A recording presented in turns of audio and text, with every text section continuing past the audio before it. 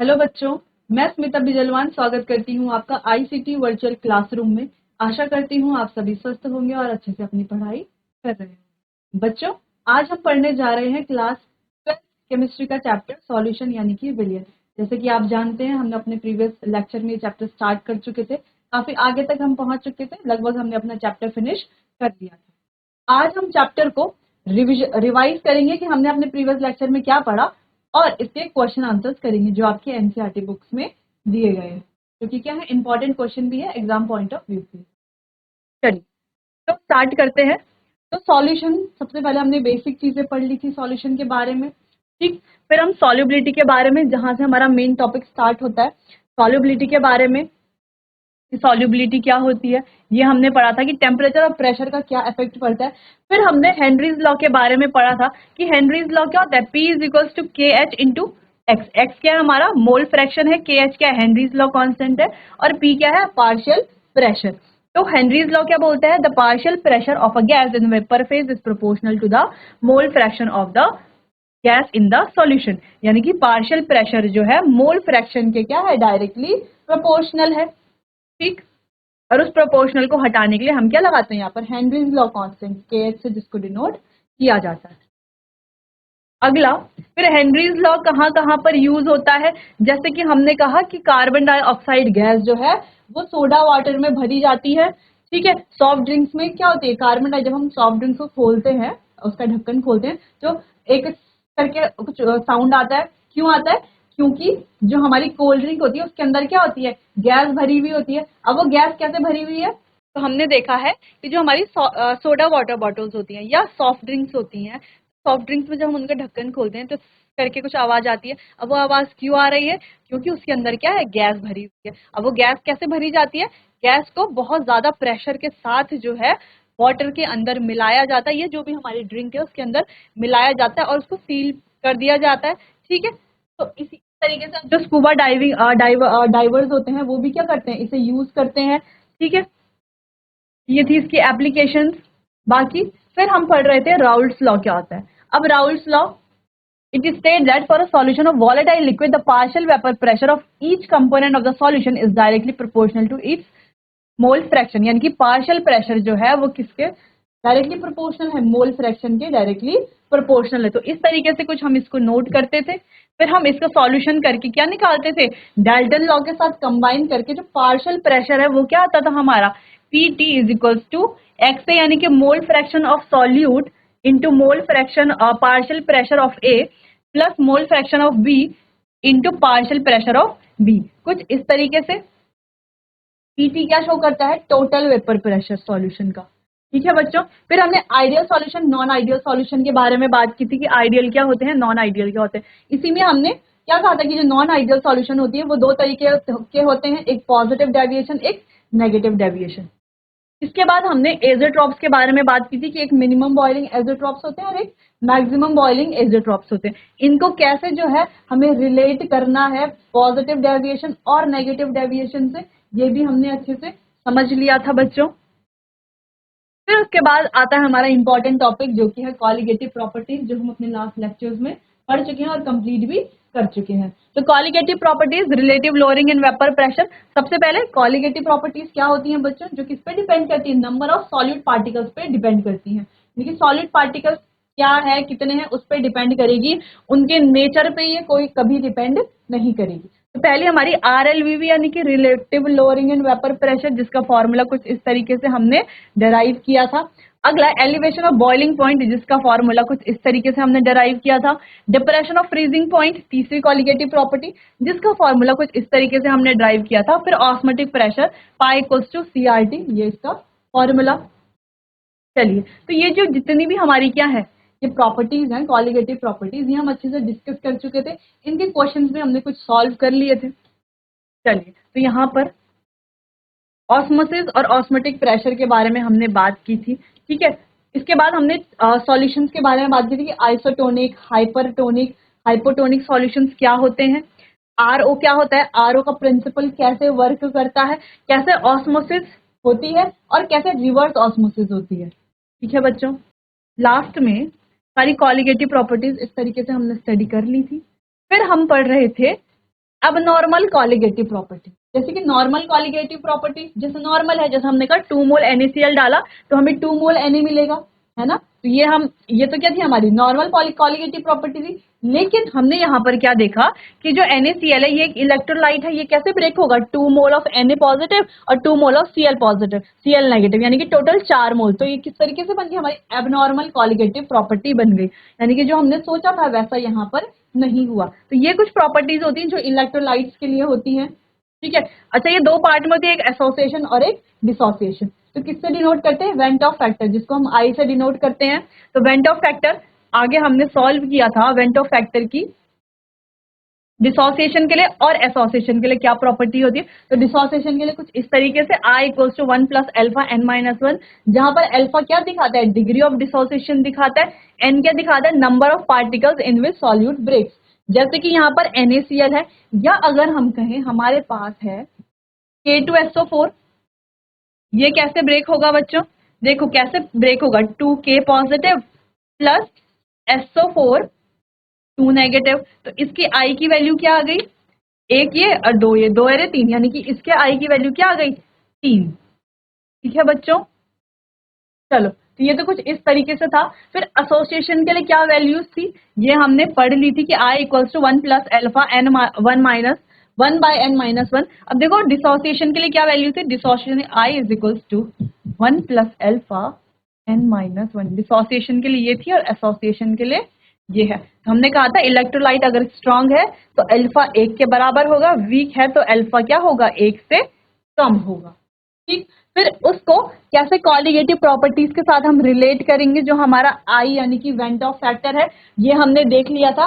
बच्चों जो क्वेश्चंस आएंगे हमारे पास तो वो कुछ इस तरीके से आएंगे, इस फॉर्म में हमें करने होंगे, यानी कि वेंट ऑफ फैक्टर, ये हो सकता है क्वेश्चन में एसोसिएशन लिखा हो, डिसोसिएशन लिखा हो, तो हमें वो उस हिसाब से सॉल्व करने हैं। चलिए तो आगे बढ़ते हैं और इस चैप्टर के क्वेश्चन आंसर्स करते हैं। चलिए बच्चों, तो चैप्टर का एक क्विक रिवीजन तो हमने कर लिया, सारे फॉर्मूलेज भी लगभग हमने देख लिए। तो ये फॉर्मूले आपने अपनी कॉपी में नोट भी कर ही लिए होंगे, ठीक है। अब हम क्वेश्चन आंसर्स इनके सॉल्व करेंगे, न्यूमेरिकल सॉल्व करेंगे। तो आपको एक एक करके सारे फॉर्मूले एक कॉपी में पहले आपको फॉर्मूले लिख लेने हैं, ठीक है बच्चों। तो फॉर्मूले आपको याद भी कर लेने हैं, ठीक है। फिर जब क्वेश्चन आएगा तो आपको देखना है कौन से क्वेश्चन में कौन सा फॉर्मूला लगेगा। वो तभी हो पाएगा जब आप बार बार प्रैक्टिस करेंगे क्वेश्चंस की, न्यूमेरिकल्स की। चलिए पहला क्वेश्चन है, डिटरमाइन द ऑस्मोटिक प्रेशर। अब ऑस्मोटिक प्रेशर क्या होता है बच्चों, पाई, है ना। ऑस्मोटिक प्रेशर हमें निकालना है किसी सॉल्यूशन का, prepared by dissolving 25 mg of 25 milligram of K2SO4 in 2 liter of water at 25 degree Celsius, assuming that it is completely dissociated।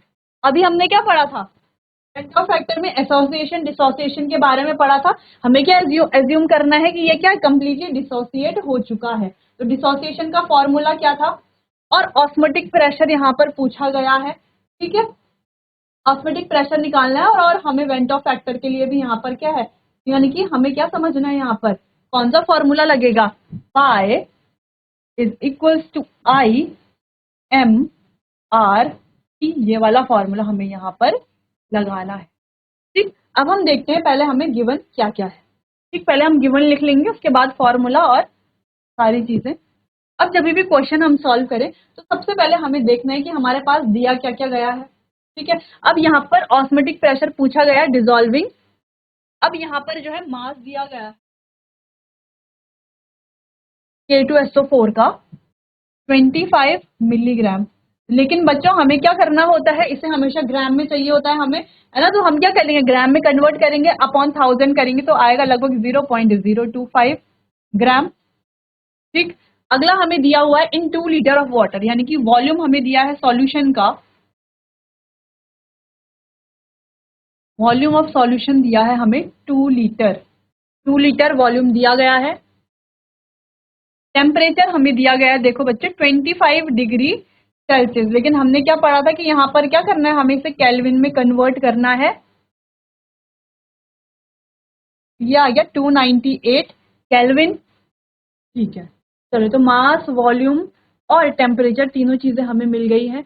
इसके अलावा आर क्या होता है, गैस कांस्टेंट इसकी वैल्यू 0.0821, यही होती है हमारी रेट गैस कांस्टेंट की वैल्यू। ठीक है बच्चों, इसके अलावा देखो आई हमें निकालना है, आई कैसे निकालेंगे? अब हमें दिया हुआ है K2,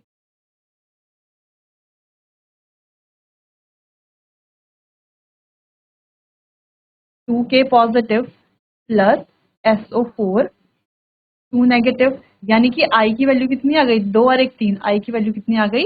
3, आई की वैल्यू आ गई 3। यानी कि अभी तक हमने कुछ भी खुद से नहीं किया सॉल्व, सब कुछ तो क्वेश्चन में दिया हुआ था। जैसे यहाँ पर 25 mg मास दिया हुआ था, हमने ग्राम में कन्वर्ट किया। 2 लीटर वॉल्यूम दिया हुआ है, टेम्परेचर दिया हुआ था, हमने केल्विन में कर दिया। कोई बहुत बड़ी चीज हमने की। रेट कांस्टेंट की वैल्यू हमें पता है, ठीक। आर आई जो है, आई हमने निकाल दिया। आई भी कुछ ऐसा कुछ खास नहीं था ना कि हमने बहुत ज्यादा कुछ सॉल्व किया है। फॉर्मूला रख लेंगे, pi is equal to I into M into R into T. ठीक, सिंपल। पाई यानी कि ऑस्मोटिक प्रेशर निकालेंगे, एम की वैल्यू है सॉरी आई की वैल्यू है 3 इंटू मोलैरिटी क्या होता है? Moles of solute upon mass of solution. चलो मोलैरिटी का फॉर्मूला क्या होता है बच्चों? Number of moles of solute upon volume of solution in litres, volume of solution in litres. ठीक है, volume of solution in litres, simple. चलो, तो मोलैरिटी मोल्स ऑफ सॉल्यूट, अब सॉल्यूट के कितने मोल्स हैं? 25 ग्राम, यानी कि 0.025 अपॉन मास निकालना है K2SO4 का। अच्छा, एक चीज हमें यहाँ पर निकालनी पड़ेगी, K2SO4 का मास कैसे निकालेंगे? K यानी कि 2 इंटू 39 प्लस S यानी कि 32 प्लस 16 इंटू 4 ना हो गया। 16 4 जा 64 प्लस 32 और 39 इंटू 2 174, ये आ गया लगभग 174 ग्राम। ठीक है बच्चों, चलो ये हो गया। मास भी हमने, मोलर मास भी हमने निकाल दिया। तो मोलैरिटी का formula number of moles of solute upon mass of solution, जो कि हमारा 174 इनटू वॉल्यूम है ना। वॉल्यूम क्या है हमारा? वॉल्यूम चाहिए हमें लीटर्स में, तो वॉल्यूम यही आएगा। वॉल्यूम क्या हो जाएगा हमारा? 2 लीटर्स। और वॉल्यूम हमें दिया हुआ है ना पहले से ही, 1000 रखने की जरूरत ही नहीं है। तो वॉल्यूम हो गया 2 इंटू गैस कांस्टेंट की वैल्यू है 0.0821 इंटू टेम्परेचर दिया हुआ है हमें 298 केल्विन। टेम्परेचर दिया हुआ है हमें 298 केल्विन। सॉल्व करेंगे बच्चों, आप इसे सॉल्व कीजिए और यहाँ से ऑस्मोटिक प्रेशर। अब कंफ्यूज नहीं होना है, सिंपली हमने क्या किया है, जो हमें वैल्यू क्वेश्चंस में दी गई है, पहले मास क्वेश्चन में दिया गया है, वॉल्यूम ऑफ सॉल्यूशन क्वेश्चन में दिया गया है, टेम्परेचर क्वेश्चन में दिया, आर हमें पता है। ठीक है, आर की वैल्यू क्या होती है? कांस्टेंट होती। आई भी लगभग क्वेश्चन में ही दिया हुआ था, क्वेश्चन में ही तो दिया था आई। ये दिया K2SO4 हमें दिया हुआ था और आई की वैल्यू हमने निकाल दी। सिंपल।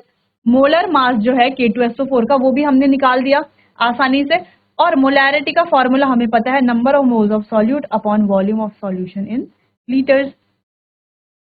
सिंपल, हमने ये जो फॉर्मूला है pi is equals to IMRT,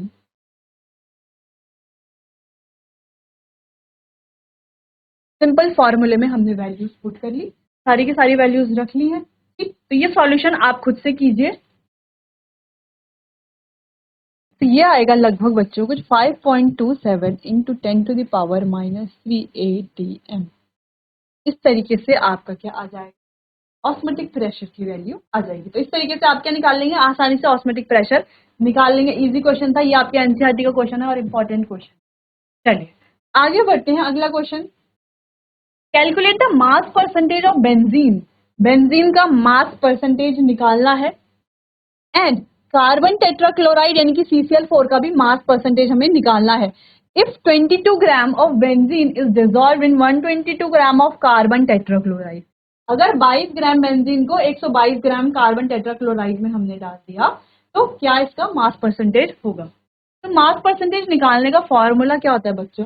हमने क्लास 11th में भी फॉर्मूला पढ़ा था। मास परसेंटेज कैसे निकाला जाता है? मास परसेंटेज किसी भी कंपोनेंट का मास परसेंटेज। अगर हम माने मास परसेंटेज, हमें कोई एक कंपोनेंट है उसका मास परसेंटेज निकालना है, कैसे निकालेंगे? मास ऑफ ए, जो भी गिवन मास है ए का, वो लिखेंगे upon total mass, upon total mass. Total mass यानी कि अगर ए एंड बी दो कंपोनेंट है हमारे पास, तो टोटल मास क्या होगा? ए प्लस बी। तो कर देंगे हम 100 से और हमारा मास परसेंटेज इजीली निकल जाएगा। ठीक है बच्चों, चलो तो क्वेश्चन सॉल्व करते हैं। तो पहले है हमारे पास बेंजीन, तो बेंजीन का मास परसेंटेज निकालते हैं। अब देखो हमारे पास दो कंपोनेंट है C6H6 और CCl4। अगर हम बेंजीन को ए मान ले, चलो बेंजीन को बेंजीन ही मानते हैं। मास परसेंटेज ऑफ C6H6 क्या निकालेंगे? Mass of C6H6 upon total mass into 100। ठीक है, अब मास कितना है बेंजीन का? देखो 22 ग्राम अपॉन टोटल मास कितना है? +1, यानी कि टोटल मास, यानी टोटल मास का मतलब है mass of C6H6 plus mass of CCl4, यानी कि दोनों का मास, उसको ऐड कर लेंगे, इंटू कर लेंगे 100। कुछ आ गया 22 अपॉन 144, 2 1 जा 1 जा, 2 7 जा, 2 2 जा, कितना ये आ गया? लगभग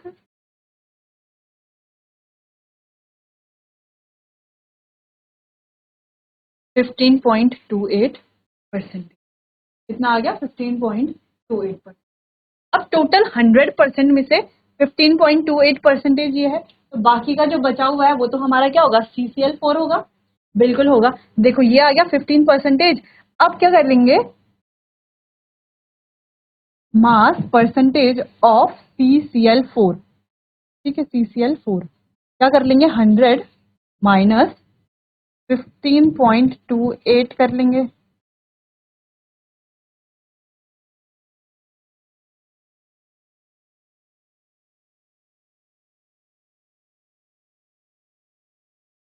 ये आ गया लगभग 84.72%। अब इन दोनों को अगर हम ऐड करते हैं तो कितना आता है हमारा? 100% आता है। ठीक है बच्चों, चलो इतनी बात समझ में। हमने मास परसेंटेज कैसे निकाला? इसका mass upon total mass into 100। ठीक, अगर दो कंपोनेंट है, हो सकता है 3 कंपोनेंट हो सकता है 4 कंपोनेंट हो, लेकिन हम सॉल्यूशन में ज्यादातर क्या पढ़ते हैं? बाइनरी मिक्सचर्स के बारे में पढ़ते हैं, यानी कि दो कंपोनेंट वाले हम ज्यादातर पढ़ते हैं। ठीक, तो यहाँ पर इन दोनों का एक मिक्सचर है या सॉल्यूशन हम कह रहे हैं, और हम चाहे तो इसी फॉर्मूले से का मास परसेंटेज निकाल सकते हैं फॉर्मूले से। अब फॉर्मूले से कैसे? सेम हम यहाँ पर क्या कर लेंगे? देखो ऐसे कर सकते हैं हम, यहाँ पर देखो CCl4 का कितना मास है? 122 अपॉन टोटल कितना हो गया? 22 प्लस 122 इंटू 100 कर ले। ठीक है, सॉल्व करेंगे अगर हम इसको, तो ये क्या आ रहा है? 122 अपॉन 144 इंटू 100। सॉल्व करेंगे तो ये भी कितना आएगा? लगभग 84.72 ही आएगा। एग्जैक्ट 84.72 ये आंसर हमारा आएगा। लेकिन इजी हमारे लिए क्या है? एक का मास निकाल लो और एक का 100 से माइनस कर लो, आसानी से हो जाएगा। जब मोल फ्रैक्शन हम निकालते हैं बच्चों, तो मोल फ्रैक्शन कैसे निकालते हैं? XA plus XB is equals to 1, एक के बराबर मानते हैं। अगर हमारी XA की वैल्यू आ जाती है, अगर XA हमने निकाल दिया, तो XB कैसे निकाला जाता है? 1 माइनस XA। अब जो हमारा XA आया उसको एक से माइनस कर लो, XB की वैल्यू आ जाती है। आ जाती है, ऐसी तो करते थे हम सेम। जब हम क्या निकालते हैं? मोल फ्रैक्शन निकालते हैं, तो एक कंपोनेंट का अगर हमने मोल फ्रैक्शन निकाल दिया, तो दूसरे का मोल फ्रैक्शन निकालने के लिए 1 से माइनस करेंगे। सेम ऐसे ही मास परसेंटेज यहाँ पर निकाला जाता है। ठीक, चलो इसको नोट कर लो, और हो सके तो इसको भी आप लोग क्या कर लेना? सॉल्व कर लेना बच्चों। चलिए बच्चों, अगला क्वेश्चन है calculate the mole fraction of benzene. Benzene का मोल फ्रैक्शन हमें निकालना है containing 30% by mass in carbon tetrachloride. अब 30% बाय मास यानी कि 30 gram of benzene in dissolve in 100 gram solution, है ना। 30 ग्राम बेंजीन कहाँ है, 100 ग्राम सॉल्यूशन में, यानी कि 30 ग्राम बेंजीन है, 100 ग्राम क्या है, सॉल्यूशन है। ठीक है, तो सॉल्यूट की वैल्यू आ जाएगी हमारे, सॉरी सॉल्वेंट की वैल्यू आ जाएगी। सॉल्वेंट कितना होगा, 100 माइनस 30, 70 ग्राम सॉल्वेंट। सॉल्यूशन तो क्या 100 ग्राम है। ठीक, चलो हमें क्या निकालना है, calculate the mole fraction of benzene. अब बेंजीन का मोल फ्रैक्शन कैसे निकाला जाता है, मोल फ्रैक्शन, जिस कंपोनेंट का मोल फ्रैक्शन निकालना है, अगर बेंजीन का मोल फ्रैक्शन निकालना है, अपॉन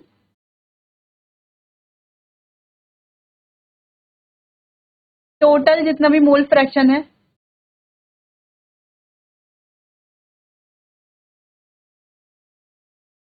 इस तरीके से निकालते हैं हम। ठीक है, अब इसका फॉर्मूला क्या होता है,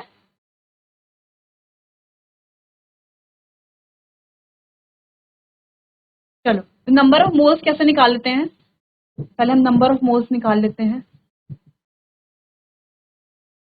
number of moles of benzene, यहां पर हम number of moles of CCl4 निकाल लेते हैं, number of moles of carbon tetrachloride. चलो तो CCl4 कार्बन टेट्राक्लोराइड के मोल्स कैसे निकालेंगे, मास अपॉन मोलर मास। अब मास क्या है, यहाँ पर 30 ग्राम मास है, मोलर मास कितना है, मोलर मास हमें निकालना पड़ेगा C6H6 का molar mass 12 into 6 plus 1 into 6, 72 plus 6 आ गया हमारा 78 ग्राम। तो मोलर मास कितना आ गया, 78 ग्राम। ठीक है, अब इसको सॉल्व कर लेंगे, ये आएगा कुछ हमारा लगभग 0.34 कुछ आएगा हमारा। ठीक, अगर हमें CCl4 के मोल्स निकालने हैं तो इसका मास कितना है, 70 ग्राम, अपॉन टोटल मास कितना है। अब CCl4 का मास निकालेंगे अगर हम, कार्बन यानी कि 12 प्लस 34.5 इंटू 4 प्लस 12, ये हो गया 154। इसके अपॉन में रख देंगे 154, इसके नंबर ऑफ मोल्स आ जाएंगे। अब इसके मोल्स आ जाएंगे, इसके मोल्स आ जाएंगे, इसके मोल्स आ जाएंगे, इसके मोल्स जितने भी आए हमारे फॉर्मूले में वैल्यू पुट करेंगे बच्चों। यहाँ पर इसके जितने मोल्स आए, इसके जितने मोल्स आए, इसके जितने मोल्स आए, सबको क्या रखेंगे, ऐड करेंगे, तो हमारी बेंजीन की मोल फ्रैक्शन आ जाएगी। कैसे, देखो, चलो ये तो नोट कर लिया होगा।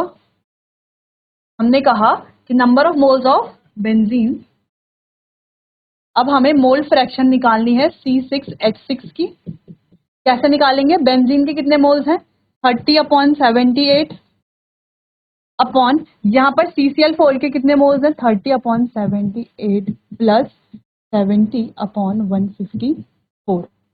इस तरीके से आप इसे सॉल्व करेंगे तो आपका मोल फ्रैक्शन आ जाएगा C6H6 की वैल्यू, जो आप यहाँ पर अभी कैलकुलेट करेंगे, तो आएगा आपका 0.457 मोल्स। ठीक है, यह आ जाएगी आपकी मोल फ्रैक्शन ऑफ बेंजीन। नोट कर लीजिए बच्चों, कहीं पर कोई कंफ्यूजन होती है तो आप मुझसे पूछ सकते हैं। आज के लिए बस इतना ही, बाकी मिलेंगे हम अपने आने वाले अगले सेशन में। तब तक के लिए आपका बहुत बहुत धन्यवाद।